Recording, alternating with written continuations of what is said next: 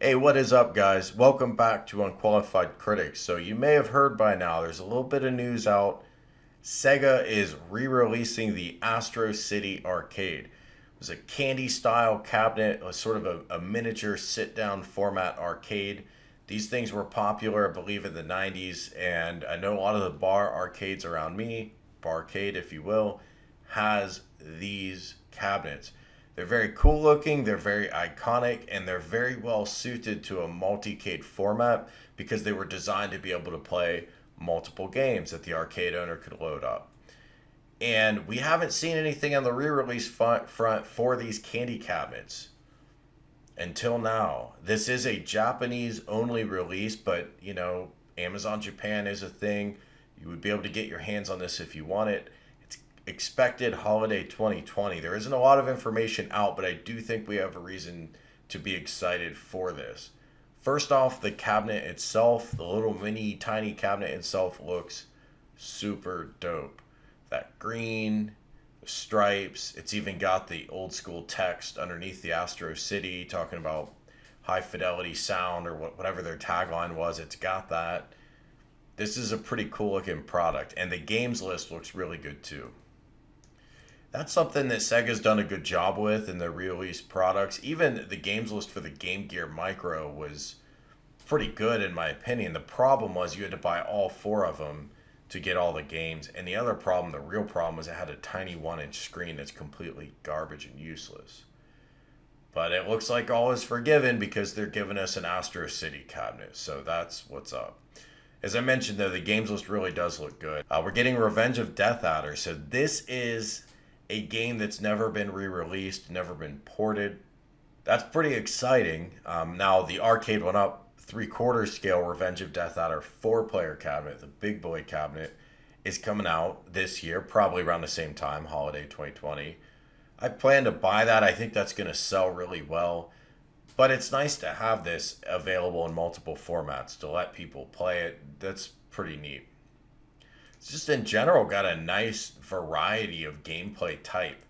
This is only the first this is only the first 10 games though. So the big news here is we're going to get 36 games packed into this tiny thing. I mean, this looks like the Neo Geo Mini, but actually a good product. Now, we'll wait and see, how good are the sticks and buttons or the stick and the buttons, but I don't know. I'm just getting a vibe for high quality build just by looking at this thing. So my expectations are set pretty high. Now, when we look at I/O, there is an HDMI out. I don't see myself using that. This looks so boss that I think I'm going to want it out and displayed on my desk. I don't see bearing this in an entertainment center, but always good to have options. If you want to hook this up to your TV, you can. Two USB-A ports, so those are going to be for controllers. So they must have some extra controllers planned to allow for two-player, which is nice.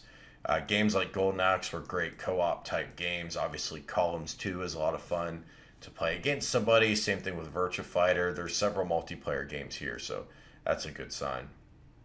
Headphone jack is a nice touch.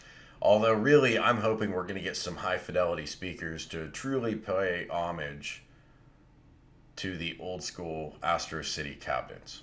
Unfortunately, there's no word on whether this will have a built in battery. I'm going to guess it won't. I'm going to guess this is built somewhat similarly to the Neo Geo. It's not uncommon for companies like this to share parts as much as they can with products like this just to keep costs down. So the Neo Geo Mini did not have a battery. It wasn't designed for that. It was designed to be plugged in. And some people were modding that console to include a battery and be portable. I'm actually okay with this. This is meant to be tabletop.